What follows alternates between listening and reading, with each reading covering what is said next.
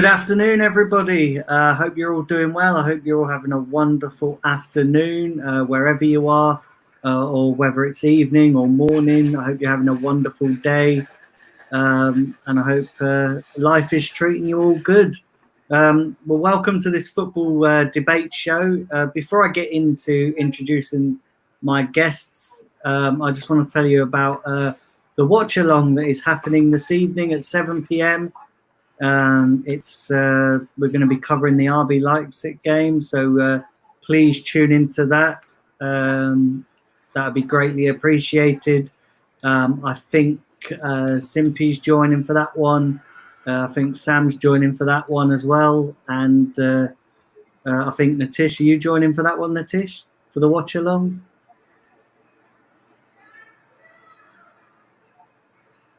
Is you there? Natish?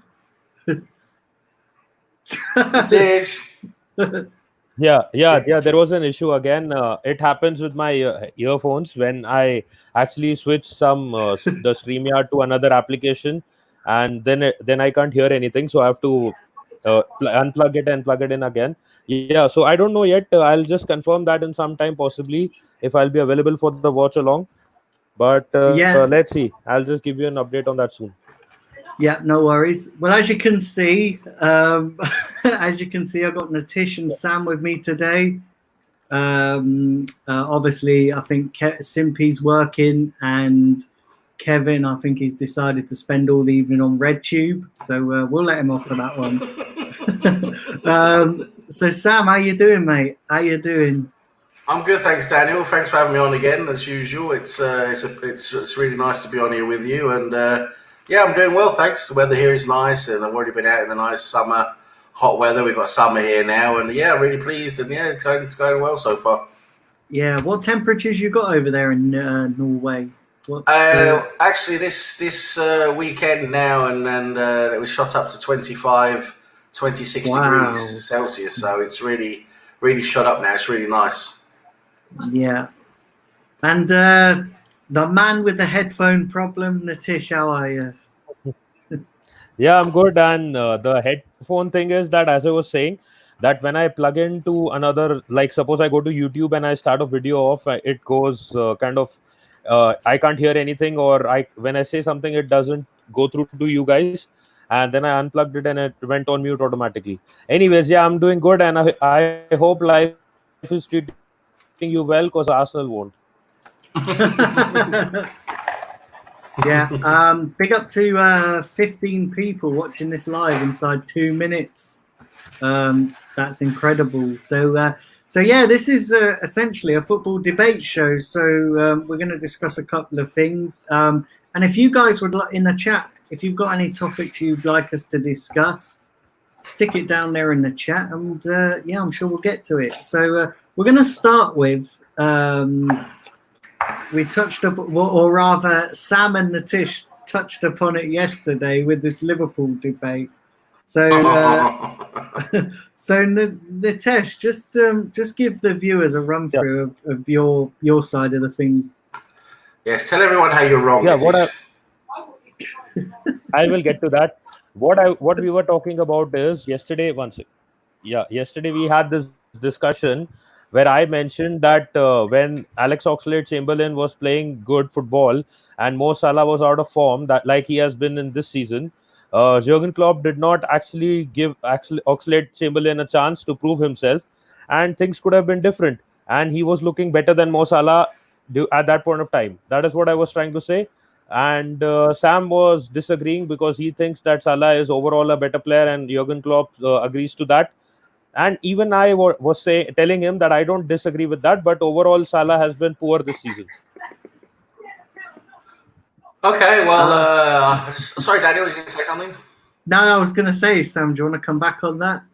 Yes, I would love to come back on that. And Nitish, my friend, Oxlade-Chamberlain, if you gave him golden boots and golden nuggets for balls, he still wouldn't be anywhere near Salah. Salah is 10 times a footballer what he is, and even him with half a broken leg and explosive diarrhea is going to do better than what Oxlade-Chamberlain is going to do. That's how much better a footballer he is. And basically, and the stats basically back up what I'm saying. We saw yesterday, we looked at the stats, even though you say Salah is having a bad season. And listen, I agree, compared to last season and the season before, he's not quite at the same level. And that's what's going to happen with any footballer. And there's very, very few footballers through history who can keep an absolute amazing, 30 plus goal level every season. There's very few footballers who can do that, as we know. But I mean, Salah, he golden boot winner, shared golden boot winner last season. Before that, he had loads of goals, very influential. And now this season, yes, he's not quite hit the same level. He's had a few different issues, but even though he's scored 16 goals, he's got 6 assists in 21 appearances. He's scoring 1 goal every 100 and so minutes playing time, which is actually very, very good. And you compare that to Oxlade-Chamberlain, who has Salah has 26 appearances. 20, that's what it is. yeah, 28 appearances. 20, is it 28 or 26? Okay, 28, 26 appearances, 16 goals and 6 assists, and his goal to minutes playing ratio is 100 and something, 180 something, something like that, 160 something. Sorry, I don't have the numbers right here in front of me right now. But compare that to Chamberlain, who has 21 appearances. Yes, many of them from the bench, but like you said, he's come on. He's supposed to be playing well, like you say. And yes, he has had a few good games, but still not better than Salah, I would say. And he's only got a few goals and he's got no assists, and he's over 380, nearly 390 minutes per goal, which shows you it takes a lot longer for him to score a goal than it does for Salah. So for me, overall, I think the stats back it up as well. And then when you look at a starting lineup, even when, like you said, Oxlade-Chamberlain had come on and done well and Salah wasn't in his best form, when Klopp set up the starting lineup, he said, listen, I'm starting with Salah because for him, that's still the better option for the way the team plays and for what Salah produces. And he has produced more. So, and for me, there's really no more to say about it. Yeah, and I would like to respond to that by saying that if there is any best example of saying that stats can lie to you, this is the best one. I'll give you the reason why. Since the time Liverpool has returned from the Club World Cup, I went through all the games. I have seen all the games. The games where Salah has scored, a couple of those came against Southampton.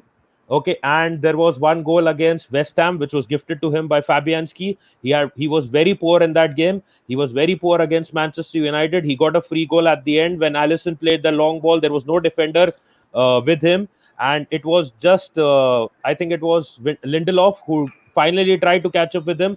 He had around 30 seconds to stop, not 30, maybe 20 seconds to stop him. He did not. He was very weak. Salah ran on his own. He was just behind the half line. And that was another free goal that he got. He's got some goals which have been against good teams. But let me give you an idea of which are the teams that he has not been able to deliver against. He has not been able to deliver against teams like...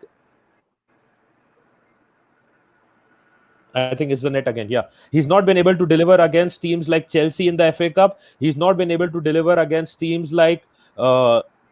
against the Atletico Madrid side on both occasions. He's not even delivered against Norwich. Mane was the one who saved them. He has not delivered against many other teams, including the Manchester United game. If you saw that Manchester United game, it was one of his worst performances in possibly his time at Liverpool. But he was lucky enough to get that goal at the end. If not for players around him like Mane, Henderson, and some of these other guys who have contributed, he would have probably not even had those goals, and his stats have improved towards the end before the pandemic actually hit. That is the time his stats have improved because of some of these goals that he's gotten. He's got maybe around 3 to 4 quick goals at that point of time. Otherwise, his stats were below average this season. Well, the thing is he still scored 16 goals, so he's quite high up the top scorer list in the Premier League, despite playing, as you say, not playing very well. He still scored 16 goals. He's still got 6 assists. And for me, yes, I agree with you. He hasn't played as good as he has in recent seasons. I agree with you. But and everyone has a bad season. Let's not forget that. Everybody has a bad season. Look at Lacazette. And I agree with Nitish that Salah has not had a very good season this season so far. But for me, he is still a better player than Oxlade-Chamberlain. Oh yeah. That's the point I was making, though, Sam. Is that everyone has a bad season. I wasn't necessarily saying that Letitia's point was right, but what I'm saying is we have to factor in that everybody has a bad season. I mean, look at Lacazette. You know, he's had a bad season. The season before, he had player of the season. Yeah. Well, it happens to most. It happens to nearly all players. There's very few players, very few players who manage to keep that top level every single season. And look at Aubameyang, arguably our best player. Even Aubameyang, you could say he's not had a great season, but even when he's not playing very well, he's still scoring goals. And to me, that is a good example of what a good player is. Even when he's not playing well, he's still giving you what you need. He's still scoring goals, producing assists. To me, that is the hallmark of a very good player. You know, he's not doing great, but he's still giving you what you need. So for me, you know, there's not really much comparison. Yes, Oxlade-Chamberlain has improved. Great for him, he has improved, but he's still not a Mo Salah, and that is why Klopp is going to start with him no matter what every game. But the main debate was not whether Salah is better or Oxlade-Chamberlain is better, because Salah is obviously better. But the debate was actually that when Oxlade-Chamberlain was playing better than Salah, Klopp still did not give him the chance or the opportunity to make it. That's what I'm saying. I've been saying it's because Mo Salah, not in form, is still better than an in-form Oxlade-Chamberlain, and Klopp thinks the same thing according to how he lines up his team. And you know, and he still produces. So like, okay, he's not as brilliant as he was last season, and not as prolific, not scoring as many goals, but he's still scoring 16 goals, and he's still scoring a goal every 160 something minutes or whatever it is. And Oxlade-Chamberlain, listen, Oxlade-Chamberlain is scoring a goal every 300 something minutes. You can't deny that statistic because you're playing on the pitch. You're playing your minutes, whether it's the last 20 minutes of a game or you're getting the entire 90 minutes of a game. You've got your minutes on the pitch. You have to make the most out of them. And if you're scoring every 160, 180 something minutes, and the other player is scoring every 300 and something minutes, which one of those two players would you rather use? I know which one I would rather use. No, that is again an incorrect argument, because Oxlade-Chamberlain was not playing as a on the wings, or he was not playing up front. He was playing in midfield. He was rather being forced to play in probably a box-to-box midfield role. So obviously Salah is going to have more shots and more chances to score, and obviously he's going to have better stats than Oxlade-Chamberlain. If both players were playing in the same position and then you say that Salah is scoring more goals than Oxlade-Chamberlain, I definitely agree with you. But Oxlade-Chamberlain was being played in a midfield role where he was being played as more like a box-to-box midfielder. So how can you say that he is better than Salah? Yeah, with overall stats, if you say that Salah is a better player, I have no doubts about that. But when Oxlade-Chamberlain was showing on the pitch that I am the player, that I am in better form, at least Klopp should have the decency, I can say, or probably he should have the vision to give him some more time. If Oxlade-Chamberlain is flopping, obviously you drop him. But if he's not, if he's playing good football, why will you go ahead and drop him? And one more thing I would just like to add,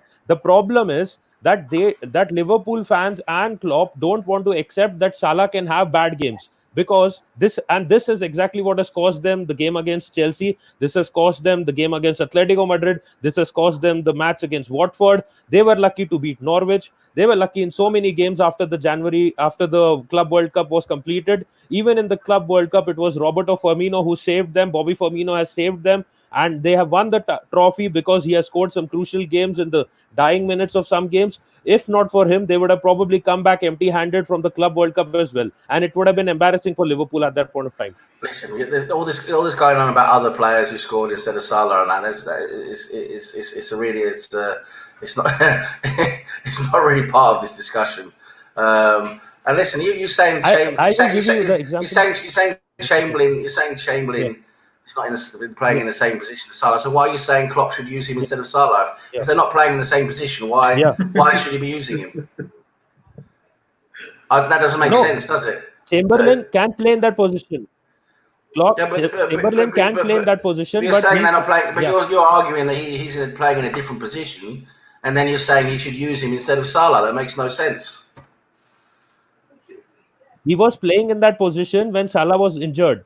But as soon as Salah came back from an injury, Klopp dropped him either completely or pushed him back into the midfield role. That is why, even though he has time, like to his name, he doesn't have the stats. Like the number of shots are very less in comparison at goal, or the goals are less in comparison, and that is why you may see that he doesn't have too many assists as well.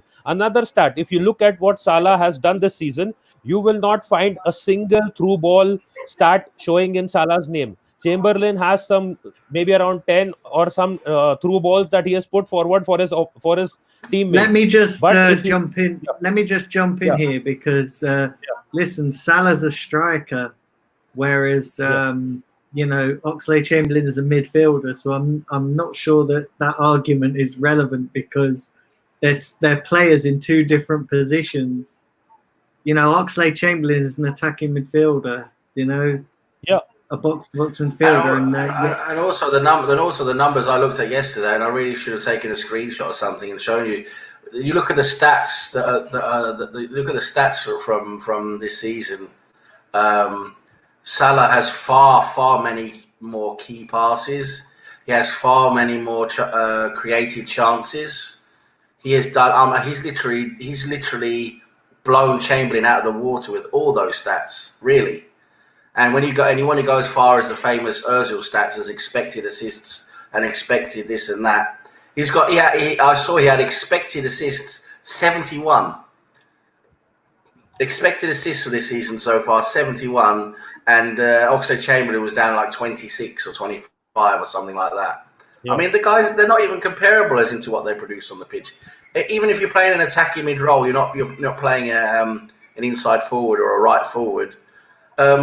You know, the numbers are incomparable. They really are. They're so different, and I think that's why Klopp plays a Salah who's not in form, because he thinks a Salah who's not in form is still going to produce more than an Oxlade-Chamberlain in form. That's what I think, and you know, I have to agree with him. I mean, I don't think you were insinuating that because Salah was out of form and he wasn't scoring in those goals against Chelsea, Norwich, etc. You know, I think it's a very hard push to say, well, if Chamberlain was playing there, he would have done something different. He would have won those games or done something different. To me, that's a really far stretch of an argument. Really, that's really going into, you know, that's going very far into hypotheticals for me, really. But but listen, I think I've made my points quite clear on this one, and you know, we can agree to disagree. Of course, we can. You know, I just think I've made my points quite clear, and I think, you know. Should we put it to the chat? Would they rather have? We'll put it to the chat, guys.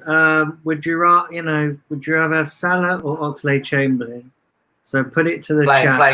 Playing up front. Would you rather have Salah playing up front or Oxlade-Chamberlain playing up front? We'll put it to the chats. And listen, Sam, if you keep an eye on the chats as well with those questions coming in, those opinions coming in.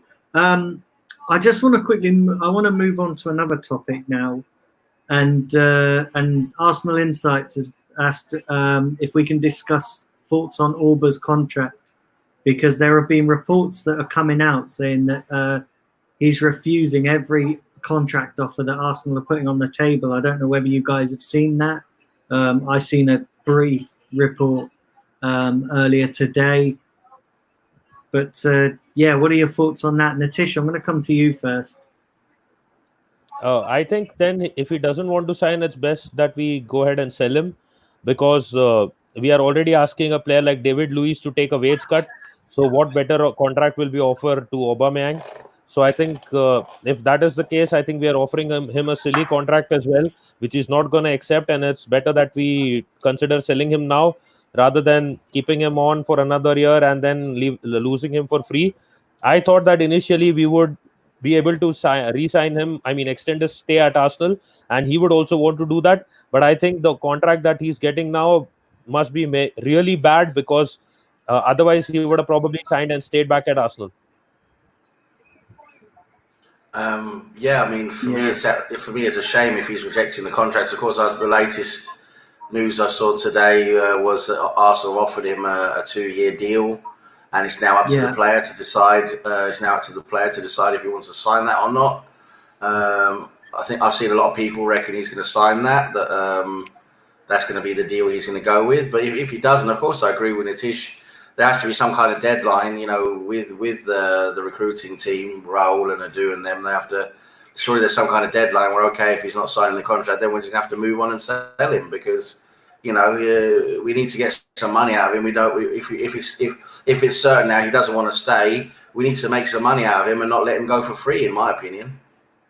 Yeah, I agree. And we all have to factor in as well that these reports might not be true. Listen, we're at a point now where they know that Aubameyang is one of our sought-after players. So we have to bear in mind that, listen, he's going to get linked to everybody. He's going to be linked with the world and his wife. Do you know what I mean? So we have to just maybe accept that, listen, the same thing happened with Sanchez. The same thing happened with Van Persie all them years ago. The same thing happened with Fabregas. Listen, all them players, when they get into the position that Aubameyang's in, they get linked with everybody. And then the media puts out reports saying, oh, he's refusing to sign. Because, listen, it looks good. It's a good story to put out. So we have to factor in that this could be bullshit. These reports. Definitely. Because here's my thing, right? And I'm going to make this point. For me, it's not going to look great. And I know players have done it before. Like Van Persie done it. Say, listen, I'm going to have a chat. I'm going to, have a chat with the club. I love it here at Arsenal. And then they've come out. But you have to look at the way Aubameyang's come out. He's put it all in his program notes that the media does his head in. He puts it. He's going to look pretty stupid. And I'm not saying it isn't beyond the realms of possibility. Because, listen, like I said, footballers are footballers. They're not Arsenal fans. And you only probably get 2 players out of 50 players that are probably loyal to the club. But, yeah, he's going to look pretty stupid if he comes out and says all that and then leaves. Do you know what I mean? I mean, he's going to... I don't know. That's just my take on it. Yeah, no, of course, yeah. There's a lot and of I just want to say one thing. Yeah. Go ahead, and I just want to Nitish. say one thing. When a player at Arsenal says, I just want to say that when a player at Arsenal says that I want to have a chat at the club, it's like one of those chats when a girlfriend says that I want to have a chat with you now, right now, and you know how those end. It's like, listen, we have to talk. Can we get a coffee? Yeah. Go talk somewhere? We need to talk. Yeah. we need to talk. Sorry, I need to talk to you. Oh, by the way, it's not you, it's me. Yeah, really? What a load of old bollocks. It's like, can we go out for dinner? We need to have a talk. You're in shit when a woman says to you, we need to have a talk. It's like, you're either it's curtains, or you're either going to get an absolute hammering and not in a good way neither. Yeah. Yeah. Right. Do you want me to read out some stuff from the chat? I've got one here. I was just going to say one thing. Yeah. Go on, Yes, go for it. One thing. Yeah. One thing I just wanted to say with respect to the players in Arsenal is the player will say that it's not me, it's you. It's always fucking you. Yeah. That is the problem. Yeah. So I've got one here from I'm going to butcher his name, so I'm not even going to read his name out. He says Salah or Lewandowski. I think it's Aknol. Listen, I've completely butchered your name, but you know who you are. So I'm going to go to you, Nitish. Mohamed Salah or Lewandowski? Who's the better player? It's a good question. Very good question. Overall, I think Salah, but this season probably Lewandowski. Sam? Yeah, for me, I would say Lewandowski because he's just a goal machine. I mean, he reminds me of Van Nistelrooy. He's just a goal machine, and even though Salah might be a better all-round player, in terms of ability, I don't think he's not scoring the same goals Lewandowski is. I think Lewandowski, you want a goal scorer, you get Lewandowski. Yeah, and Jackie L, is that even a question? But one more thing I would like to add. You're asking 3 Arsenal players, Arsenal or Spurs. So, yeah, I think you already know our answer to that. Yeah, sorry, Nitish. What were you saying? Yeah. The reason I said overall Salah over Lewandowski is because Lewandowski is playing in the Bundesliga and we have seen how shit that is. So he's bound to get more goals. Of course, but I still think Lewandowski would do well in the Premier League, to be honest. I think he would be a good goal scorer in the Premier League. There are players who have come from other leagues and come to the Premier League, as we know, and score many goals. So it does happen. Once in a million years. Well, we had Van Persie from the Netherlands, Van Nistelrooy from the Netherlands. Yeah, there's plenty of examples on this. Salah, where did he come from? Where did he come from before he went to Chelsea? I can't remember. Anyway. No, I don't remember. I think Fiorentina, one was the club. Then he went to Roma later on.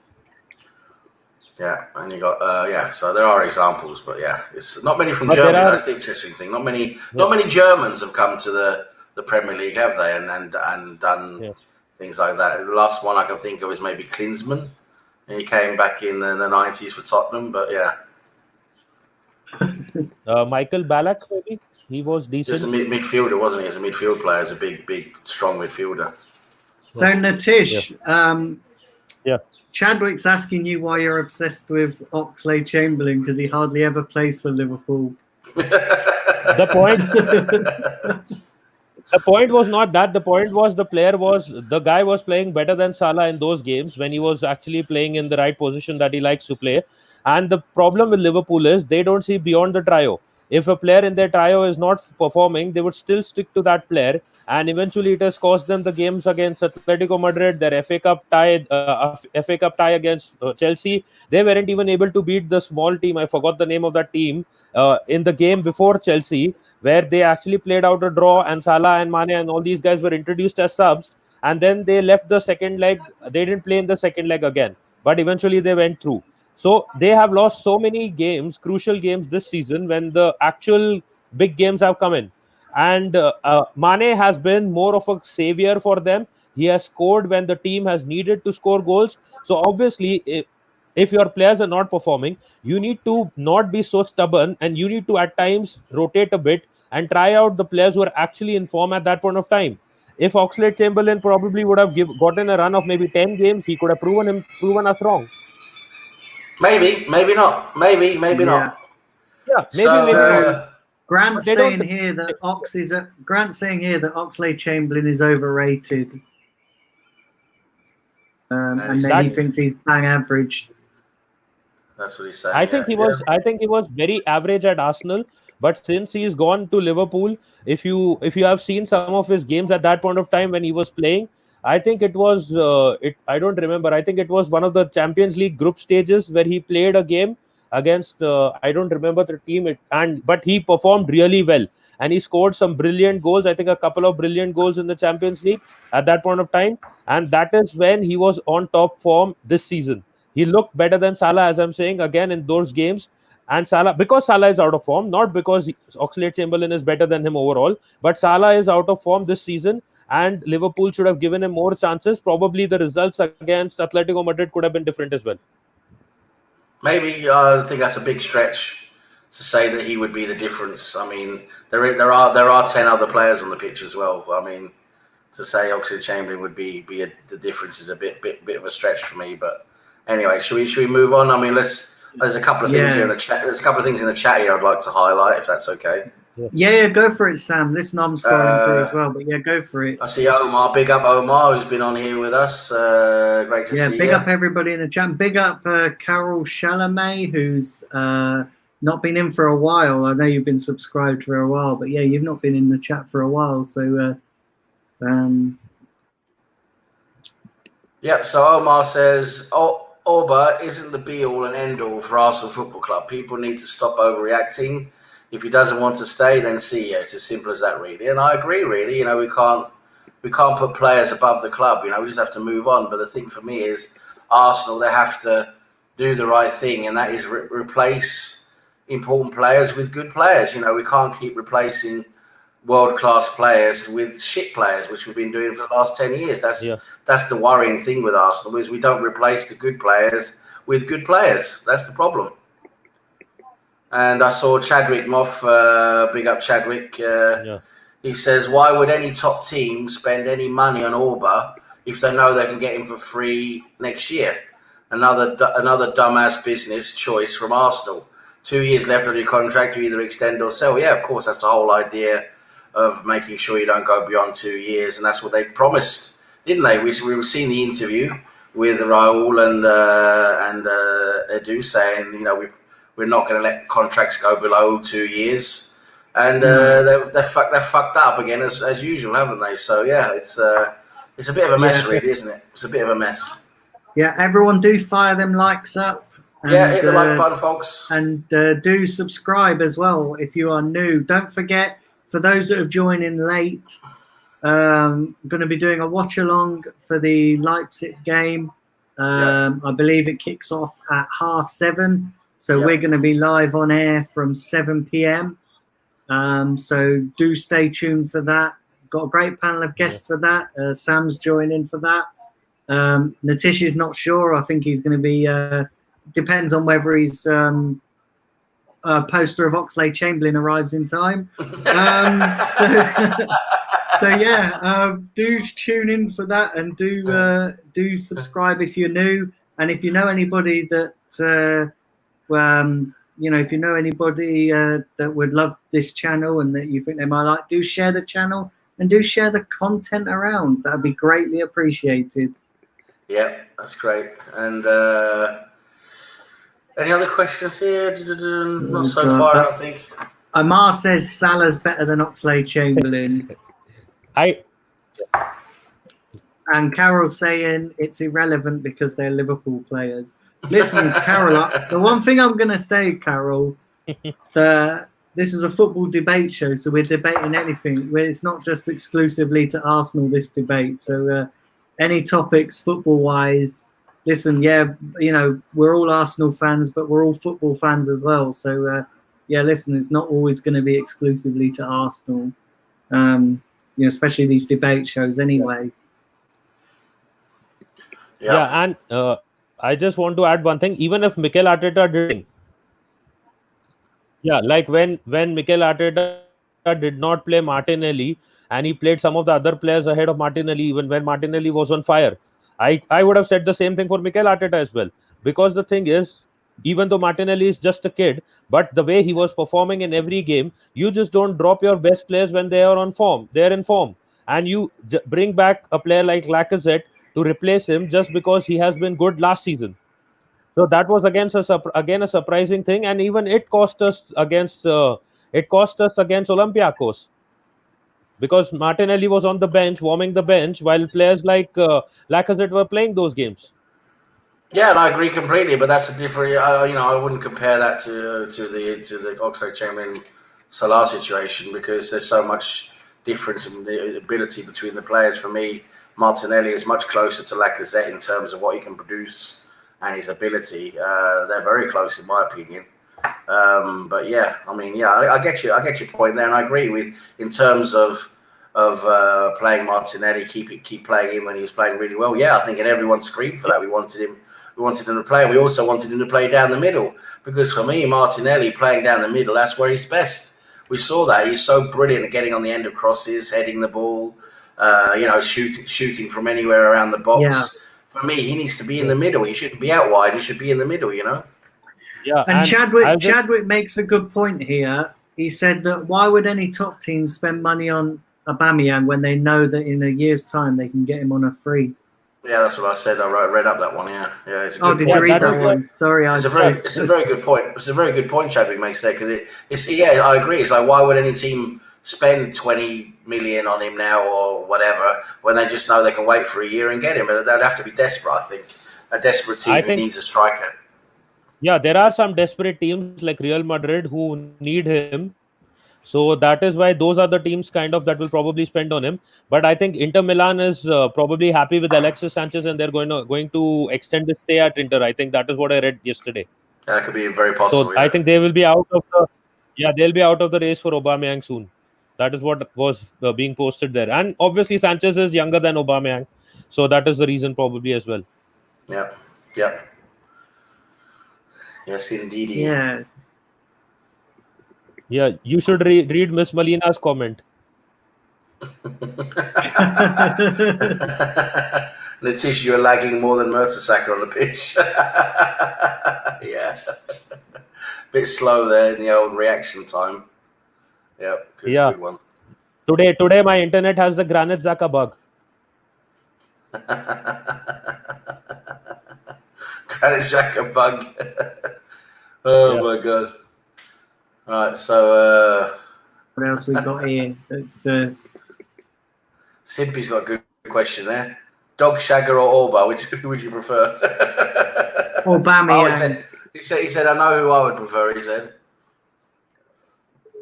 Aubameyang.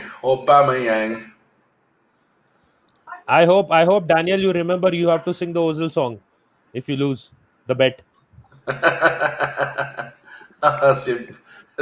Simpy and his scarf, honestly, Jesus. Bloody hell. Yeah.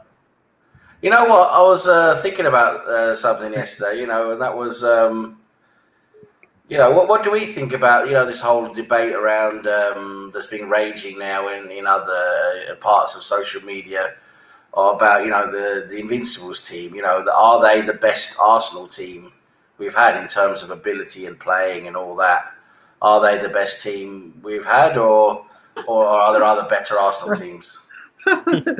So Arsenal Insights just said, obviously you just said, from what I heard, pigeon racing is the first sport to return with fans. Bloody hell, pigeon racing! Oh, Jesus. Yeah. But the fans in the UK could come back for the FA Cup final, as I mentioned yesterday on Sam's show. 20,000 of them. They're planning on having 20,000 fans for the FA Cup final on the 1st of August. Yeah. So Melina said Natish is lagging more than Mertesacker on the pitch. Yeah. So listen, it's internet, isn't it? Internet is what it is. He's obviously being sponsored today. He's obviously being sponsored by Ozil. So.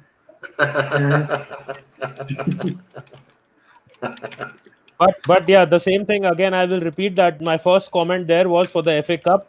Don't worry, those 10,000 fans that will be coming from either team will not be ours because we're not going to make it to the finals. Yeah. So Liam's asking which teams are going to go down in our opinion, which is a good question. He needs to say relegated. Sorry, who thinks going to be relegated? Go down? Yeah. Okay. Yeah, that's a good question. That Villa, Norwich, and Bournemouth. To me, not Aston Villa are very up and down, aren't they? I mean, they're not looking great. Yeah. Norwich. I don't know if Norwich can make it. Norwich are right at the bottom. They're struggling, aren't they? I don't know if they can make it. They're 6 points actually from being above the relegation zone. So I don't know if they can do that. It looks like Villa and Norwich, and then it's going to be a battle between Bournemouth, Watford, West Ham, Brighton. Southampton, I think, look clear. They're clear enough. They're in 14th, but listen, I think it could be a fight between Brighton, West Ham, Watford, and Bournemouth for the last relegation spot. Well, Chadwick says he thinks it's going to be Villa, Norwich, and West Ham. Yeah, West Ham haven't been great, have they, this season? I mean, the thing is, didn't they improve a bit, though, the last couple of games? Or maybe I remember incorrectly, but yeah, I mean, West Ham are down there. It could be them. It's going to be a real battle between those, four clubs for that last spot. Maybe Villa can get out of it. They're only 2 points behind the 17th, the safe spot, but I don't know. It's going to be tough, isn't it? Really tough. Any of those teams really could go down.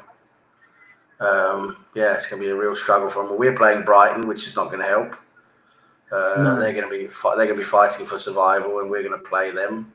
We're playing Watford as well. I know they've already. If Brighton beat us again, they'll have done the double over us this season. Yeah, exactly. So, that's what I'm saying. Our games we have left are very tricky.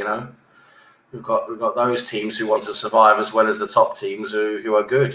So it's going to be difficult for us to get anywhere near the Champions League spot that you stoked your reputation on, Daniel. Remember your bet yesterday? Yeah. Sorry, I'm just adding Latish back in because he dropped out.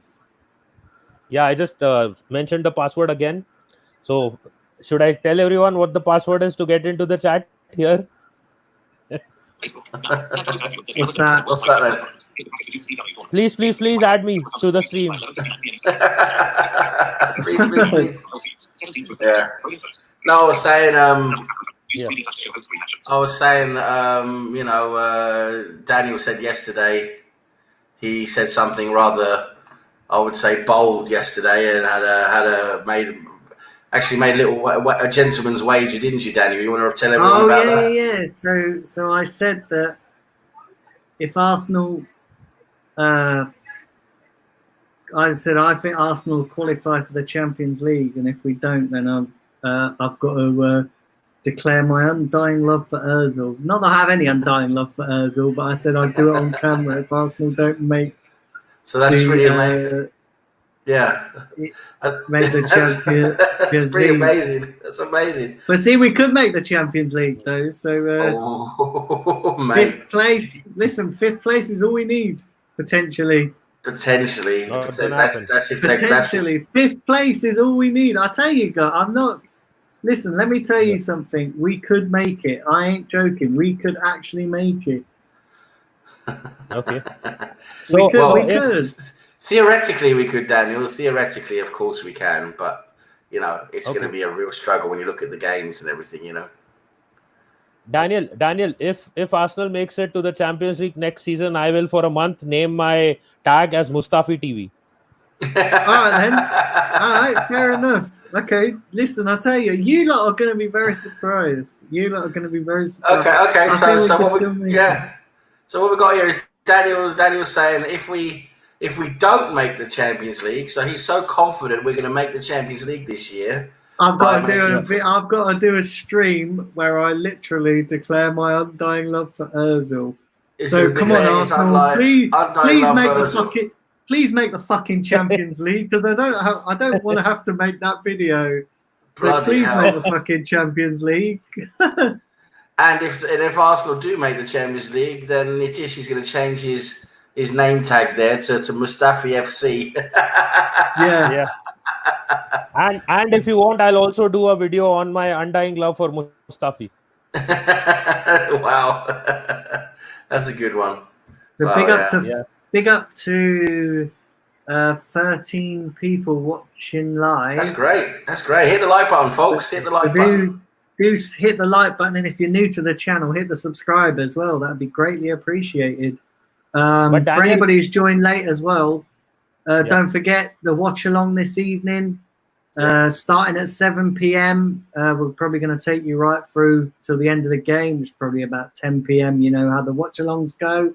So we're going to take you right through that game, and listen, all topics are covered. So if you listen to yesterday's watch along, we covered everything from blooming football to blooming porn to blooming everything. So the watch alongs are a lot of fun. So if you're new to the channel and not joined us on a watch along, listen, you'll come along for the laughs and the fun, and so 7 p.m. tonight. Put it in your diaries. And Nitesh, you wanted to make a point. Did you guys?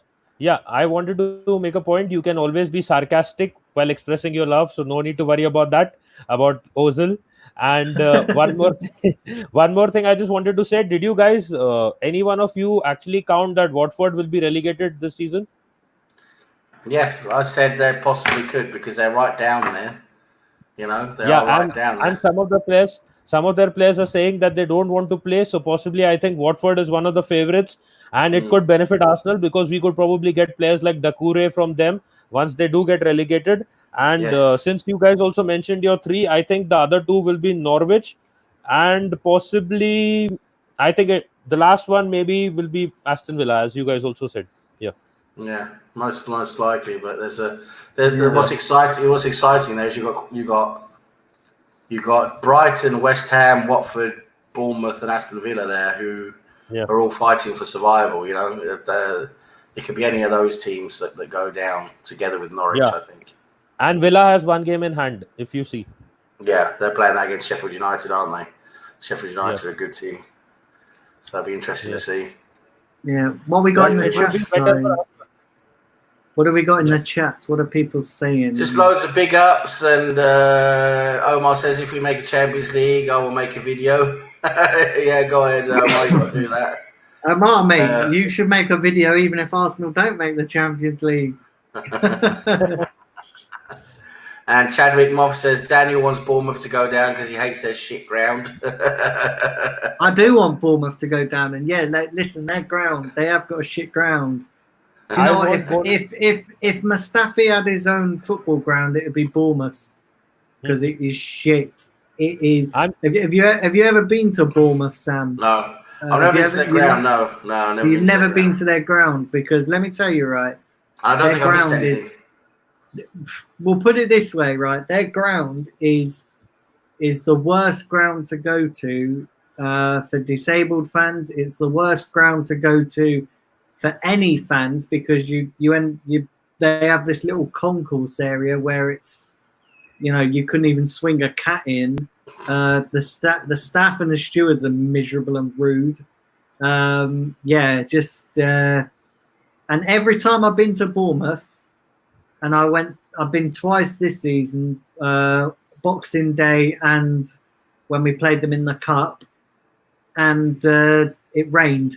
Every time you go to Bournemouth, it just pisses rain. Yeah, but it's not but it's not rain. It's just that normal. It's that proper hail wind type rain. Yeah, the stuff you get on the coast there, along the coast. Yeah, it's horrible. Yeah. See, why can't we get Bournemouth like when it's weather like this?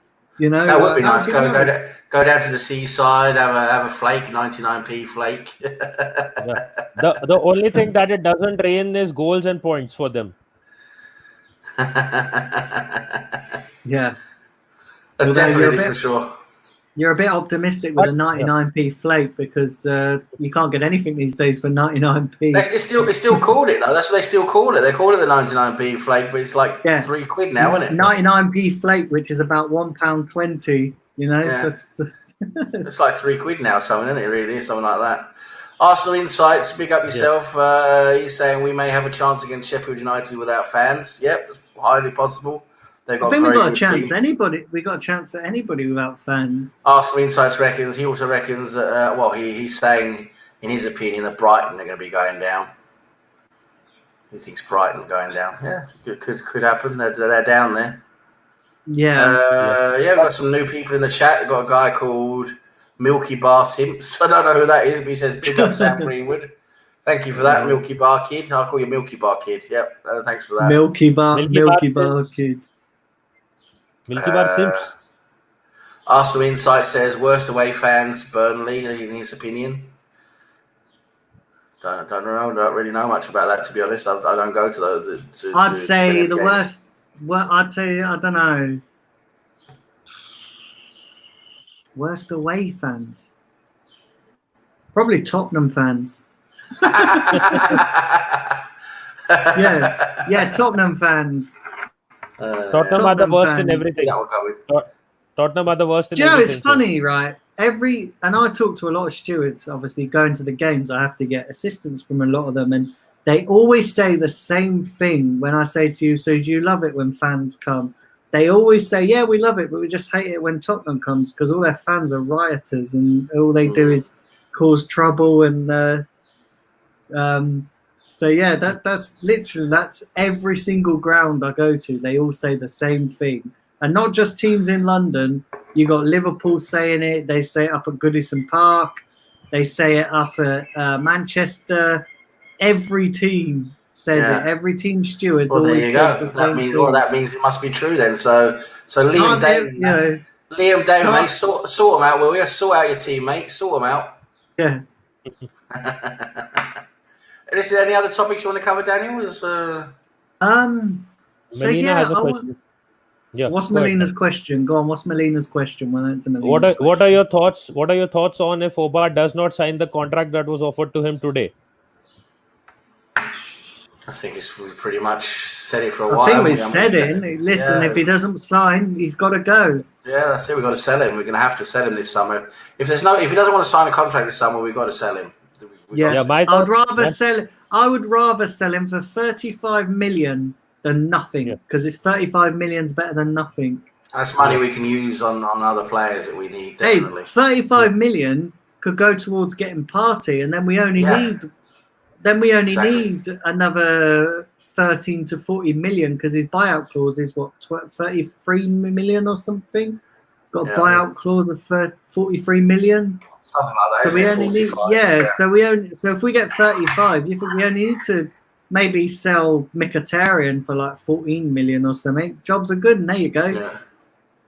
Yeah. My first thought was we need to talk.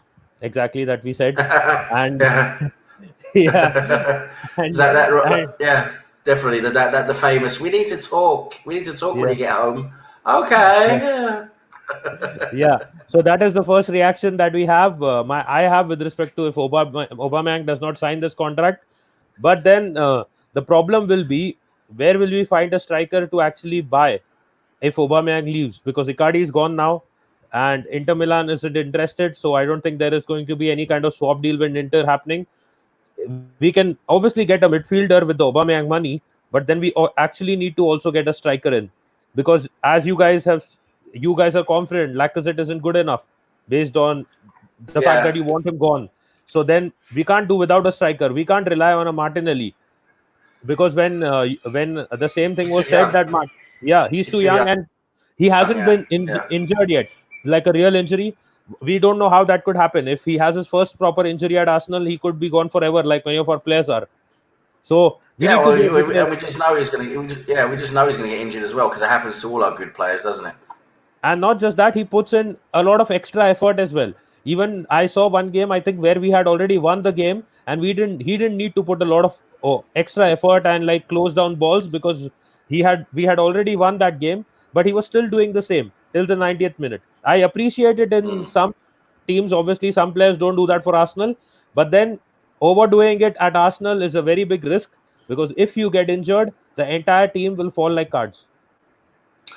Yeah, I'm just looking here at potential forwards. I'm thinking of, you know, we might be looking at. I mean, of course, we're not going to get any of the top players, because we're not going to be spending that kind of money. But you know, I'm looking at players slightly further down the pecking order who might be able to do a job. And you know, we've been talking about him before.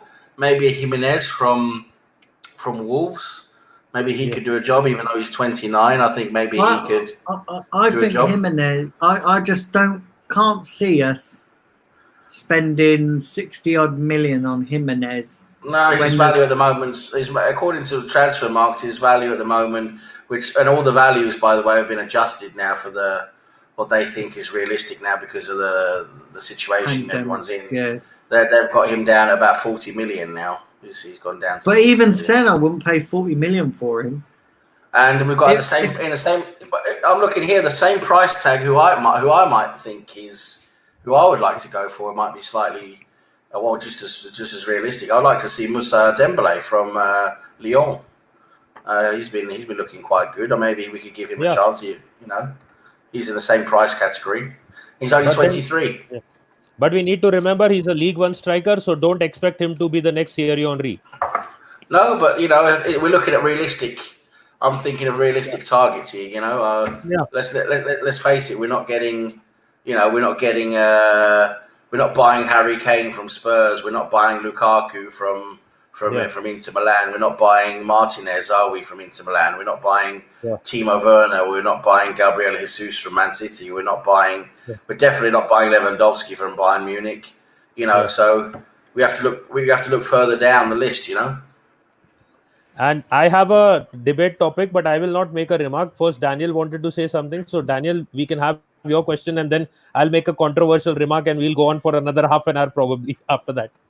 Okay, well, I was going to say, my question to you guys would be, if you could only Yeah. sign one player, who would it be out of Upamecano or Thomas Partey? Upamecano. Yeah, I would think it's a very difficult choice, to be honest, because for me, I would actually go for Partey. Really, I would, because I just think we are lacking so much in midfield compared to defence. Even though, of course, we are still lacking in defence, we would love to have an Upamecano. But for me, with Saliba coming in, I'm hoping he can do a good job, and then maybe Mari can do a good job to get maybe with David Luiz or even a Mustafi if he's going to do half a job. I'm thinking where we're lacking the most for me is midfield, that defensive midfield position. Torreira is not good enough. Xhaka is not a defensive midfielder. We need someone who can hold up the midfield, and for me, I would have to go for Partey, because that's the position we're lacking. Okay, and the reason I said Upamecano is because we have never had world-class defenders. I mean, he's not world-class, but yeah, right up there, almost at that level. We have never had those kind of centre-backs at Arsenal in recent times. And if we have a chance of getting him, I would go with all hands, more than two hands if possible, and get him, because see, if we don't get Thomas Partey, that is not a problem. We can probably sign Doucouré in the future. We can probably sign an NDD or some other player. We have a lot of options there. But with respect to having a very solid defender, centre back, we don't have too many options, and not a lot of people want to come to Arsenal as well. So if we are getting an Upamecano, I would first take him, and then we will solve the midfield crisis. Another thing, if a defender as solid as him comes to Arsenal, he will probably make Granit Xhaka look much better than what he is right now, or maybe a Torreira look even better than what he is right now. So I think if there is solidity at the back, we are having a player who can play properly football from the back, which has been a problem under Emery and even Arteta. Then we are solving a much bigger problem than the midfield crisis. Well, the thing is, you've got to remember that the midfield is a very important part of the team that stops a lot of the attacks coming through. I mean, that was a bit. Look at all the problems we've had with Emery. Was everyone was just coming through the midfield? Our midfield wasn't stopping anything. There's no one making tackles. There's no one pressing.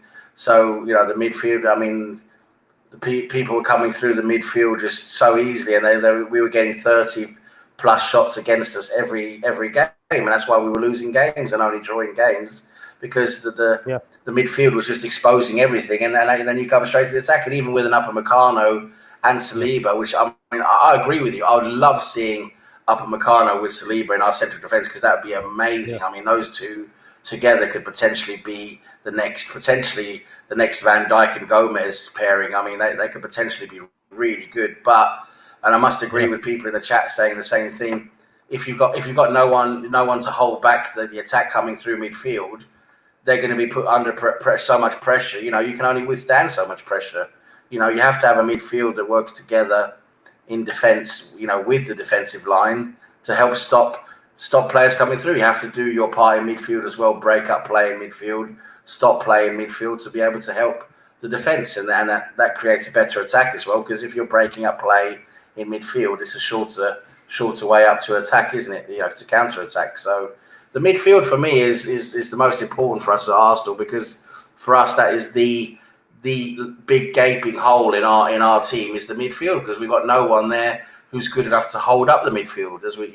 That's what we need. We need a real world-class holding midfielder. But yeah, I agree with you. If we could go for a Doucouré, if we go for Upamecano now, but then we would still have to go for a midfielder. That was my point. We still have to go for a defensive, good holding midfielder, even if we get Upamecano, because it wouldn't help, to be honest. If we got Upamecano, yes, okay, we'd let in slightly fewer goals, maybe. We would still be letting in too many goals because the midfield is not there. So we still need that solid midfielder, and hopefully then if Watford go down, we can target Doucouré or something like that. Yeah, and one more thing, the difference is Upamecano is 21, Thomas Partey is 26. So that is another reason why I would first take the younger choice, because it can be 5 years is a huge amount of time. And if Upamecano is in, Then we can probably get in an aging defensive midfielder as well, who's maybe a 25, 26-year-old. He may not be obviously Thomas Partey, but then we can keep switching and have our centre back partnership fixed. Because as I said, you need to understand that even though yes, the midfield is weak, but which are the players who have been behind them? It's been Socrates, it's been Mustafi, it's been an injured Rob Holding. It's never been a solid centre back as well, and this has been the problem for Arsenal even since the time of Arsene Wenger. Even when Francis Coquelin, who was in midfield, looked very good for a season, the defense was still shit. And if we get the opportunity, we should first solve the defensive problem and then look at which midfielder we can get in. Because if the back line is solid, it will even give a Granit Xhaka the confidence to probably play like an NDD. Well, the thing is, we got to remember tactically, Nitish. You've got to remember how important the midfield is in the game of football. I mean, you can't just have people coming through the midfield to attack our defence all the time, which is what's been happening basically most games under Emery and a lot of games, because we just have a big gaping hole in midfield where people can just go through. There's no one stopping them, or very, very rarely stopping them. And the thing is, it's so important with shot. I think Thomas Partey. He's not doing his job. And the thing is, I just want to finish my point before we go over to you, Daniel. I just want to finish my point. Is what's so important is you look at how many shots you're letting the other team have against you every game. That's so important. If you've got an effective midfield, you're not giving up very many shots per game. But when you don't have a midfield, you're giving up 20 to 30 plus shots against you every game. And it's a law of averages. You're getting 20 or 30 shots against you every game. Just a couple of them going in every game, you're going to be losing. You're going to be losing or drawing, and that's what's been happening to us. See, I think it's crucial that we plug the gap in midfield. Exactly, it's a big I gaping think hole. it's crucial. Listen, I love Upamecano. I would love him at Arsenal. Literally, I really would. Him and Saliba, I think, would be a great pairing. But I think Arteta's looked on it and thought, you know what, Upamecano isn't going anywhere this summer. He's pretty much already come out and said that due to the pandemic, he's staying at Leipzig. And Partey, he practically wants to come to Arsenal. And I think that if we can get him in, I don't think we'll ever have a better chance at getting a proper defensive midfielder than Thomas Partey. Maybe go for Upamecano next year or the year after when he's developed a bit more. Upamecano is young enough to still improve, whereas Partey, he's sort of hitting his peak as a defensive midfielder now. So if we can get somebody in of his quality now, because I think it's so important. Our midfield is so weak without a proper defensive midfielder. And you talk about Lucas Torreira possibly filling that gap. But listen, Lucas Torreira is probably not going to be at the club next season. So we need to replace him. Yeah, he wants to go, doesn't he? I would rather take Partey than blooming Frank Kessie. Do you know what I mean? But Daniel, you're talking with respect to the transfer window. I mean, if we had a choice, the question was about that. But if we have to obviously go based on the transfer window, Upamecano doesn't want to come to Arsenal right now, and Thomas Partey does. So there is a different thing. Like Torreira is also leaving. But I think if we have Upamecano and Torreira in. Sorry. If we had a choice, though, honestly, I would sign Partey. Yeah, for me too. The midfield is the bigger problem. It's a gaping hole. Everything's just going straight through there, straight to defence. It's like. You there, Nitish? Hold on. Yeah. Are you guys there? Yeah. What I was saying is that the point that you kept was with respect to the transfer window, and as I was saying, that is obvious that Upamecano does not want to come to Arsenal right now. But if we get Upamecano and we have Torreira at the base, because ignoring the part of the transfer window and what will happen, then I think Upamecano and Torreira can also form a good partnership with Saliba alongside Upamecano, and then the entire that part of the defensive midfield and the defense together looks much more solid without Yeah, the Thomas Partey. But Yeah. Torreira still have the problem with Torreira not being good enough. It's he's not strong enough. That's the problem for me. He's just not strong enough. He he gets knocked off the ball so easily. He has to do a lot more because Xhaka is a very big liability.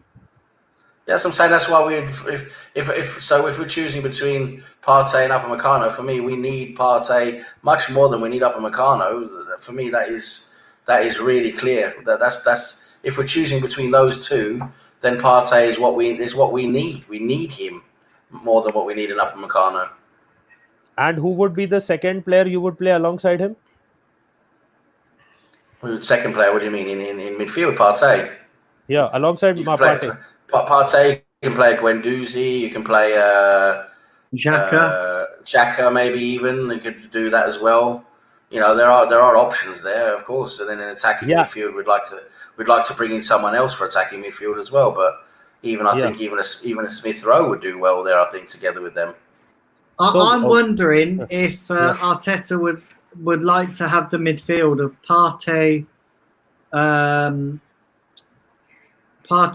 Xhaka, and then Coutinho, where Ozil would play, and then you could switch either Martinelli or Saka out on the wing with Alba up top and Pepe on the other right. I tell you what, that would be a formidable team. Imagine to me, thinking of Martinelli or Saka out left, or Aubameyang up front in the middle, Pepe out right. I know we're talking these guys playing well now. Pepe being in a bit of form, and Martinelli being in a bit of form, and Aubameyang doing well, and then you got Coutinho behind them. To me, that could be formidable. That could be really good. Yeah, I think so, because I think Saka. Even Arteta's already hinted that Saka's only playing left back because of obviously what's the injury to Tierney, and that would be good. I think Tierney and Saka are young enough to develop a relationship on that side, and then you could maybe have Aubameyang up front with Martinelli maybe coming on as the maybe, because listen, Martinelli's still young, so maybe he would bench. Yeah. Or if if Aubameyang leaves, then you'll probably do the same, but with Laka up top and Martinelli being and Saka on the wing. Maybe you could alternate with Saka, or you could alternate with Laka. If Laka's not playing well, Martinelli will come in with Pepe. I think Pepe's pretty much a shoo-in on that right side. I don't think. I can't see Nelson getting in over him at the moment. No, it's and the reason I asked you which player you would play alongside Thomas Partey is because I feel that even if a Thomas Partey comes to Arsenal, if he's playing alongside Xhaka, he's going to be very much overplayed. He will have to play a lot more and put in a lot more effort, and probably he may have problems like Torreira did while playing with Xhaka. Torreira is obviously not built as much as Thomas Partey, but then again the situation could be the same, wherein Thomas Partey does come to Arsenal, but he's not able to solve Arsenal's problem in midfield with Xhaka because of Xhaka. Yeah. What are people saying in the chat, sir?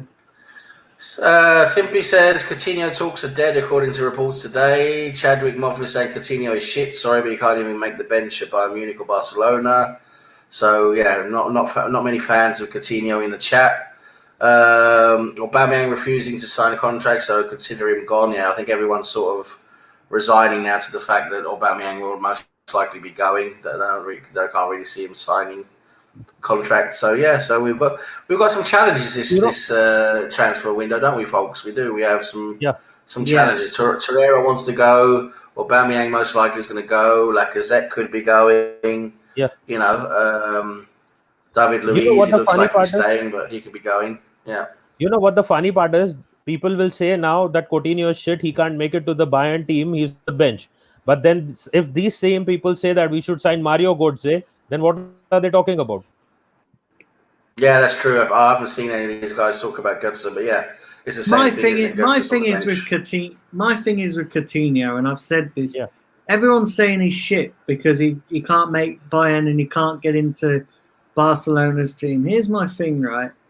Yeah. Everybody, it's not black and white. It's not black and white. Look at players have come to clubs and it ain't worked out. Who was that player that come to Chelsea? Morata? No, not Morata. It was before. Michael Opposition. Ballack? Which one? Was it Shevchenko? He came to Chelsea, didn't Yeah. he? Yeah, he I went think to he came to Chelsea. Chelsea for a little while, yeah. Yeah, and he It was a didn't bit work. past it then. It didn't work out for him, you know. And what I'm saying to you is, players go to clubs and it don't work out. And just Fernando because you Torres. don't make it at Barcelona doesn't mean to say you're a bad player. Listen, Barcelona have got so much high expectations. You could have one game badly and they would sell you. Do you know what I mean? Like, They do have high demands. Yeah. Yeah, And in I another, just in another way, if you don't suck Messi's cock, you're not good enough for us. That's true. Messi is king there. If you're not with him, you're going. You know, that's the thing. and that's Yeah, they did. exactly Yeah. and that's exactly why Neymar left Barcelona, because he wanted everyone's playing in Messi's shadow. Yeah. You know, that's exactly why Neymar left Barcelona. He said, listen, I want to make it on my own. I mean, I don't think Neymar's any good.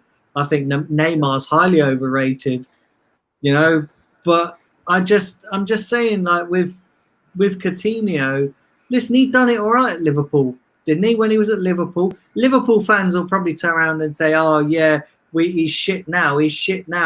But listen, when Liverpool were going to sell him, you didn't think he was shit. You were like, oh, we got to keep hold of him. You're only saying he's shit now because you went and spent the money and you're practically winning the title. But back then, this is the problem with football fans. They're very reactionary. They don't think logically half the time. Do you know what I mean? Yeah, it's very knee-jerk. It's always knee-jerk. It's always here and now. It's never, it's never looking, reasonably and through things, is it? It's always what's happening right now? Yeah, and he was Brazil's best player at the World Cup as well, as I was saying before as well. He was Brazil's best player at the World Cup. Yeah. Yeah. So, Nitesh, you said you wanted to say something very controversial. Yeah. So Milky Bar Sims asked me, why did Nitesh put Lacazette on the back of his shirt? The reason is because Lacazette is a better player. I had the option between Lacazette and Aubameyang, and Lacazette is a better player in terms of overall play than Aubameyang. Aubameyang only scores those goals. He's a prolific goal scorer, but Lacazette is an overall better player than Aubameyang on the pitch. He has the body strength. He has the passing play. He has multiple other qualities such as scoring goals. Aubameyang scores those goals. He's a prolific goal scorer, but then Lacazette, as a complete striker, is a better player than Aubameyang. Well, you got to hand it to Nitish. He does like to have viewpoints that are slightly different from everyone else's. You got to hand it to him, and that's a good thing. I'd say that's a good thing for Nitish to have different viewpoints. Thing is, though, Sam, right? Nitish has probably got a point to it, and the only reason I can see it. Yeah. The only reason I say this, right? The only reason I say this is, without a shadow of a doubt, Aubameyang's the better goal scorer, and until Arteta come, his work rate wasn't there. Like, he would often go missing in games. Yeah. And I just want to ask everyone this as well with Aubameyang. For all his goals, yes, I'm not taking nothing away from his goal scoring. His goal scoring is absolutely phenomenal. Absolutely phenomenal. But he goes missing in big games. Yeah. So, he scores against Tottenham, granted. But when it comes to the Man Cities, the Liverpools, the Chelseas, I don't think I might be wrong in saying this, but I don't think he's ever scored against a big team other than Tottenham. I may be wrong on that, but I'm pretty sure his goals against the big team isn't as high as it is against the little teams. I can't quite remember the stats off the top of my head now, but you could be right there. You could be right. I can't really remember off the top of my head, but yeah. I would like to add one thing. I'm not going to comment on that. I think he has scored a fair amount of goals when Arsenal needed them. But yeah, one thing I will say is when a team plays rough football, Aubameyang can't handle it. Lacazette can. And another thing is there that in the games that Aubameyang is not scoring, he just disappears, as Daniel said as well. He just disappears. If you see those games where he has not scored a goal, you won't know that Aubameyang is even playing in the game. The only time you know that Aubameyang is actually in the game when he's on the score sheet. So that is that is the difference. I agree with you. That means overall in a game he can be missing, and like I said, would maybe do more overall during the game because he's playing link-up play with midfield, holding up the ball, passing the ball more, contributing to more play. Yeah, I would agree that Lacazette is a player that contributes more in play in the way we play. But yeah, I think with Aubameyang, what's so great about him is he can have an off day, be missing, and then he's going to score the winner. That's that. Yeah, that's why he's so good. He can still be focused here, when he needs to, and that's a great thing. But yeah, I mean, I can see your argument that Lacazette maybe overall gives more to the team than what Aubameyang is. Aubameyang is basically just a goal scorer. So I can see your point. Even though I do think Aubameyang can do more when he's on form, he can also, be a better part of the build-up. Yeah, and you know what the funny part is? Till last season, when Lacazette was on fire, they voted for him as the best player of Arsenal. This season, because he's had a bad season, that too which has not even completed, they all want him out. They all say that he's not good enough for Arsenal. So how can your opinion change in like a few months when the season hasn't even completed? He has been poor. Okay, everyone has a bad season. That is why we lost Oliver Giroud, because he had a few bad games. He could have done more for the club. That's a different argument. But the point is that when a player is in top form, you say he's the best player at Arsenal. 5 months down, he has 5 bad months, and you say that he's not even good enough for Arsenal, or he's not committed to Arsenal. There's two things here, Nitesh. There's two things you got to think about. Number one, look at our team. Last season, our team was still pretty shit. So to become player of the season is not really that hard. There's not many world-class players to go against. So, yes, he had a very good season last season. He was a real workhorse. He gave us a lot. He didn't score very many goals, but he gave us a lot. He produced. He was really good in our attack by holding play up, being strong. He gave 110%. Everyone was really happy with his effort. Yeah, and he became player of the season. But that is in a shit team. That's like being the star piece of shit in a bowl of shit. So it's not that great, to be honest. And number two is this season he has been poor. It really has. I mean, you got to look at the way he's playing. You got to look at the way he's playing. He has been poor, and that means he's not producing. So and in his position, he has to produce. He has to score goals. He has to provide assists. And when he's not doing that, and he's just losing the ball and playing bad, that's when you get dropped from the team. And you start thinking, okay, he's been with us this is how long he's been with us now. We have to start thinking about, is he good enough to keep? Do we want to keep him? I think we're going to keep him. Listen, I don't think we're going to sell him. Yeah. I think we're going to keep him. But people talking about selling him, we can understand that if we want to sell either Aubameyang or Lacazette, we would rather sell Lacazette and keep Aubameyang. Yeah, but the thing is about last season, as you said, it is that we have poor players, and Lacazette was the best out of those. The thing there is he had Aubameyang as his competitor, who is a joint Golden Boot winner, and he still beat him as the player of the season for Arsenal. So you need to understand that. Forget the rest of the team. If you compare these two players, that was because the effort. He had more effort. Exactly, that was the effort. Exactly. So the fans also voted for him based on his performances. He wasn't the top scorer for Arsenal because that was obviously Aubameyang. But then again, the fans have quickly forgotten within like 5 months, bad 5 months of play that Lacazette has had. He hasn't had the same effort. He has played this season for Arsenal with an injury. He has but he hasn't had the same effort. He's not the same player. He's not playing with that same effort. No, the effort has been there, but you have a bad No. season sometimes. That too, it's been 5 months, not even a complete bad season. Listen, Before the listen, season stopped, listen. Last season, if we for argument's sake say last Yeah. season, when it comes to effort and what he's putting in the game in terms of Yeah. effort is 100%, right? Last season, I would say this season is it like 60 or 70, 60 or He's playing with 70%. an injury.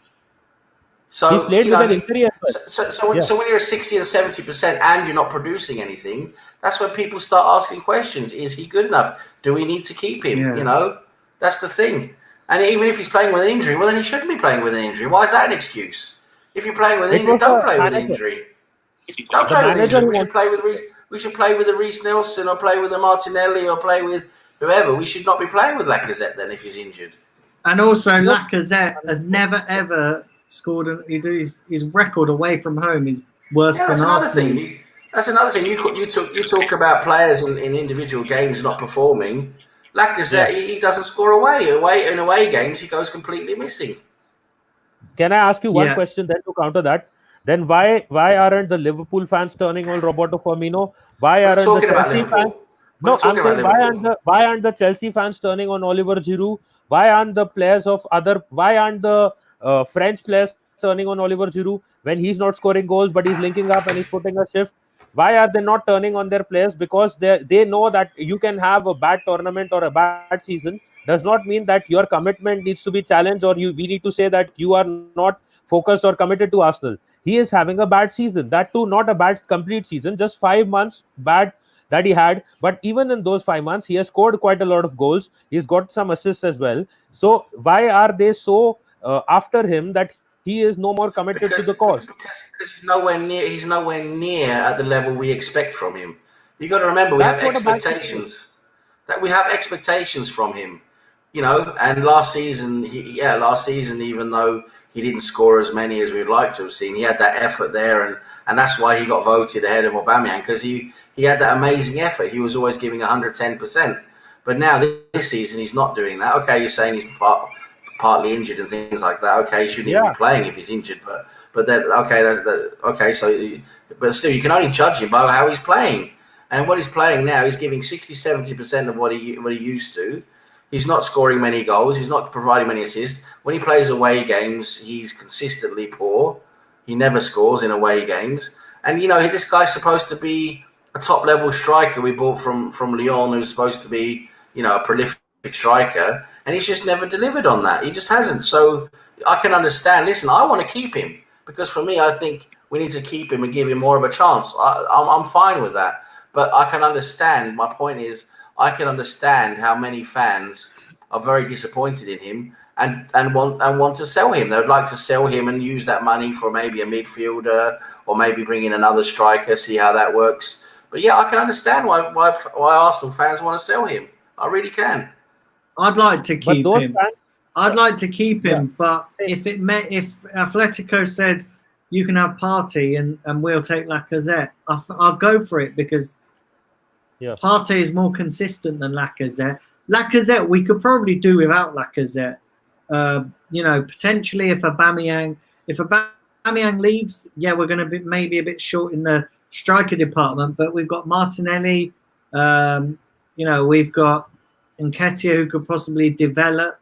We might struggle in the short term for goals, but then saying that if we get Coutinho on loan, who's going to do a better, you know, a lot, you know, listen, a Lacazette, I'm fed up of people that are attached to these players who aren't consistently performing. And Lacazette, you have to say that he's not consistently been performing. Yeah, you could argue that he's had a bad season. You could, you know, but his away record, what's up with his away record? Do you know what I mean? Like, and if you're a top player, it doesn't matter whether you're home or away, you'd be banging in the goals. Now, Lacazette's got good work rate. Absolutely, his work rate is on point.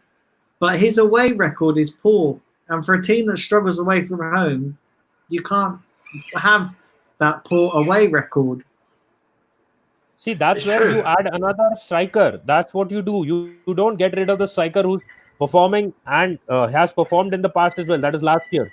You don't just get rid of them. You add another striker.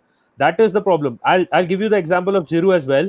He had that bad run, that drought of goal scoring. I mean, chances that he missed, and he could not score in around, I think it was 7 or 8 games or 10 games. He could not score during that time. So you don't get rid of that player because he has not just scored during that time. You add another striker to complement him so that that striker can then start the games and he can score for you during that time. And like a player like Giroud would come back when he was back in form and starting games. The problem with him was that he had Theo Walcott at that point of time, who was not in the best of form. He was growing old. He was losing his pace, and that is why Giroud was the only guy whom they could depend on.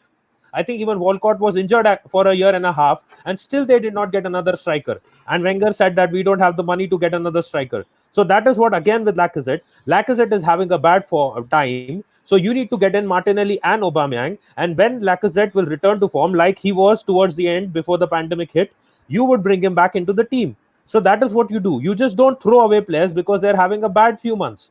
And if you do that, then again you will come back to square one because your better player, a Martinelli, could have a goal drought. He could have 10 games without scoring. Will you sell him again? Will you say that this guy is not good enough for us? The problem with Arsenal is Martinelli is a whole different prospect. You can't compare Martinelli because Martinelli is a young talent. We're not expecting the same from him as we're expecting from Lacazette. Lacazette was a 30-plus goal striker from Lyon, and we were expecting him to come in, maybe not score 30 goals, but expecting him to come in and score more goals than he did. That's not what we're expecting from Martinelli. From Martinelli, we know he's young. He's come from nowhere. We were expecting him to start delivering in maybe 2 or 3 seasons. That's when we want to see him to deliver. The way he's performed this season has just been amazing. It's been beyond all expectations. He's taken everyone by surprise. It's all down to expectations and what we expect from these players, depending on where they come from and what they've done. And so you can't compare Martinelli to Lacazette. And the problem with Lacazette, the problem with Lacazette is when you're performing as badly as he is, and then you're hearing stories that he sniffs balloons and all that, fans are going to question his attitude and question. Well, also, of course, attitude is a part of it. So it's like the whole Granit Xhaka thing. A big problem with Granit Xhaka is his attitude. He's got a real poor attitude.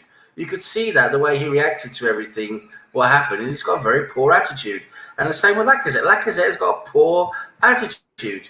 You're going around breathing in balloon gas or whatever it is, not once but twice, even when you've been warned not to do it. I'm sorry, but you got a serious attitude problem. And that's the type of player maybe we shouldn't really be having at Arsenal, to be honest, because we've got to look at that side of it as well. What type of player are you as a person? We're talking about winning mentality and being the right type of player. It's weird. It seems like he's lost so much of his, so much of his the way of being as a person. Because last season, Lacazette was incredible with the way he had the world at his feet last season. Yeah, with the way his effort and everything, giving 110% every game. That's what everyone saw in him. But this season, he's nowhere near that. And listen, the problem is we're Arsenal, right? So the thing is, I would say I would be more confident if I knew that we were Arsenal, we was going to go and buy a world-class striker instead of Lacazette. I would say I was all for it. But since we're Arsenal, what we know would probably happen is if we sold Lacazette, we would probably buy a bloody, God knows whoever, some second division player from, I don't know, Kathmandu or something like that. Macedonian wonder kid. So something like that. Yaya Sanogo was actually a postman. He was a part-time postman because he wasn't getting a professional contract. I mean, that's the type of players we've been bringing in, and that's with Arsenal. I just have no confidence in us bringing in better players. That's the problem. So that is one reason why I'd also like to keep Lacazette and give him one more chance. Listen, I'm willing to give Lacazette one more chance this season or next season. Keep him for next season. Give him another chance. See if he can actually produce anywhere close to what we expect from him. And he's going to listen. And he's going to have to start scoring in away games, because if you can't play in away games, listen, we have to expect people to play in away games. That's part of being a footballer. Yeah. So. But it happened last season as well. If you saw, those last 4 or 5 games were away games out of the last 7 or 8. So we knew that we would be in trouble because they are away games and we suck at away games. No, neither Aubameyang nor Lacazette, neither one of them showed up in those games. And another thing, the panel will also agree that Aubameyang this season has not been his best as well. Aaron Ramsey is a major factor why they were much better looking. Both of them were looking much better last season. So it's not just about Lacazette. It's the kind of play. The midfield this season has been bad in comparison to what it was last season. They are not getting anything to create. There is no creativity. There's no creativity. That's what I'm saying. Again, we're going back to the whole problem with our team is midfield, because midfield is not creative. It's not doing well defensively. Our midfield is one gaping black hole of shit. That's what it is. And I also will say this as well. The thing with our team this season, we've had a lot of change in the space of a season in terms of the manager. Listen, every player down tools for Emery. I don't care what anybody says. Every player down tools for Emery, and their confidence was. If our confidence was a team, we'd probably be out of the National League right now. Do you know what I mean? So it's terrible. So you have to take that into consideration as well. And look at our midfield. I mean, honestly, you look at our midfield, and if you look at it from a rational point of view, not from a Arsenal, trying to be as kind as possible from an Arsenal fan perspective. If you look at our midfield as a neutral, someone who's objective, our midfield is fucking terrible. Torreira is not good enough for the Premier League. Xhaka is a slow-moving treacle pie. You got Özil, who'd rather be on Fortnite than playing a game. I mean, he's absolutely. I wish Özil turned up Fortnite. He's nowhere near what he should be. Özil, absolutely nowhere near. For me, I'd rather be playing Smith Rowe. Smith Rowe, I think, is going to give us more than him when we come back. If we could do that, I'm not sure he probably has to stay at Huddersfield. No, Championship is finished, isn't it? Maybe it's finished, isn't it? So he can't play for us. He can't play. Anyway, I wish he could. I'd rather have had Smith Rowe. Okay, we can't use him, but anyway, I'd rather have had him. I might even actually put Willock in there, because even though Willock is not great, our team looked better with Willock in it than Ozil in it. That's for sure. I can tell you that. The problem with Willock. And then you got Xhaka. You got Ozil, who's crap. You got arguably our best player is on loan at Huddersfield. Smith Rowe is 19 years old. Willock, the jury's still out on Willock. Rhys Nelson, the jury's still out on him. He's still a prospect. And then, you can say Saka, if he plays as a winger, is possibly our best player in midfield. But then he's going to be a left forward, isn't he? He's not going to be in midfield. So our midfield is shocking. We've got a shocking midfield. Yeah, and that is why I still defend Lacazette, because you must have heard this so many times this season. Why is Lacazette coming so deep? He's a striker. He's not supposed to come this deep. And the reason for that is, I'm sorry if you got any other thoughts, guys, when I said deep. But yeah, what I'm trying to say is, why is he coming so deep? Because the midfield is not creating anything, and the striker is having to come back and carry the ball. And that is why you may not see him score, or you may feel that he's not looking that good like he was last season. But when you have a player like Aaron Ramsey, whom we missed now, who was actually playing those through balls and those wonder passes, that is what is not there. And you don't expect Granit Xhaka to play those kind of passes, or Dani Ceballos has not been able to play those passes. I forgot him as well. Dani Ceballos, for me, he looks good, but he doesn't actually do anything for me. It's always a short, easy pass, or he's doing 50 step overs. Looks good, and then he does a short pass. 5 yards. There's no real direction with him. He's not going forward for me. And we need someone, like you say, with drive going forward, like Ramsey. We miss Ramsey so much. His drive forward, his through balls, his scoring ability. He could come in around the box and score. And for me, that's where I think Smith Rowe could come in and do that similar type of play, because I've seen Smith Rowe a few games now for Huddersfield, and he's driving the ball forward. He looks a lot like an Aaron Ramsey. It'd be interesting. But he needs more time. He needs more time. Yeah, let me just because I want to get some chats. Yeah, of course. Big up the chat, everyone. Yeah, what is everybody saying in the chat? Ozil belongs to German second division. Our midfield is nowhere near good enough. We've only scored 2 goals from midfield, which is a joke. Yeah, our midfield, there's no productivity in our midfield. We don't get any goals from our midfield. It's always just the forwards, nothing from the midfield. Willock doesn't create or score goals. That's the problem. Yep, Willock has to improve, that's for sure. It's true, Laka always has to drop back to help to defend. Yep, that's true. Yeah. Do fire up the likes, everybody, and do smash the subscribe. Listen, guys, it's been a great debate. I think we should wrap up now because we have got this watch along later. And obviously it gives us a chance to have a little bit of a rest.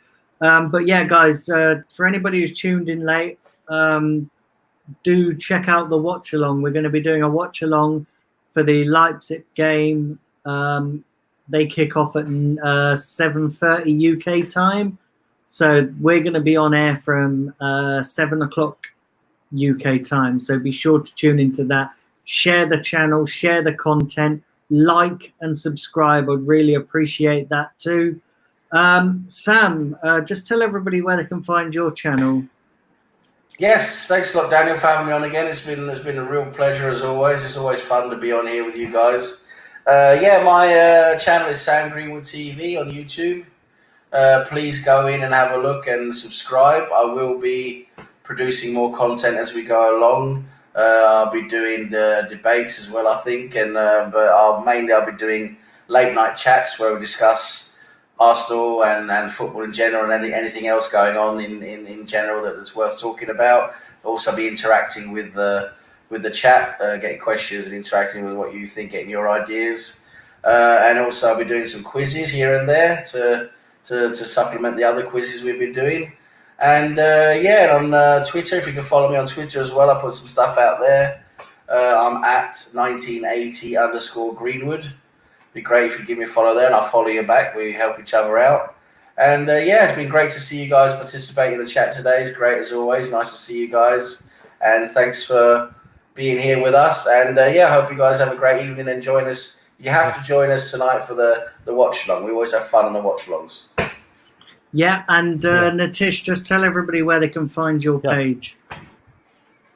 Yeah, you can find my page, Arsenal FC Fans, on Facebook. I am also having a brand which is Beyond the Post. You can check it out on Facebook, Twitter, Instagram, YouTube, everywhere. And you can also visit the website beyondthepost.net. And Brownie's just here. But yeah, so one more thing. We have a second contest going on, which will be the last player that Arsenal actually signs in the 2020 summer transfer window. So if you have a name on your mind, you can just go and comment it there. And whoever gets it right, if it could be more than one person, will be up for some Arsenal goodies. If it's more than one person, we'll probably have a second round and finally have a winner. Thank you. Yeah. Well, there we go, guys. Like I said before, tune into the watch along today at 7 p.m. Smash a like, smash a subscribe. Also, as well, go and check out me on social media, the Blind Gooner. I've got a Facebook page, and also my Twitter, which is the Blind Gooner. So please go and check out those two. Listen, guys, thanks for joining me. It's been a great debate as always. Listen, we'll catch you in 2 hours and a half. 2 hours and a half, I think it is now. So stay tuned. 7 p.m. back here for the watch along. Sure. Thanks, you, Daniel. Thank you. Take care, guys. Thanks. Yeah. Bye.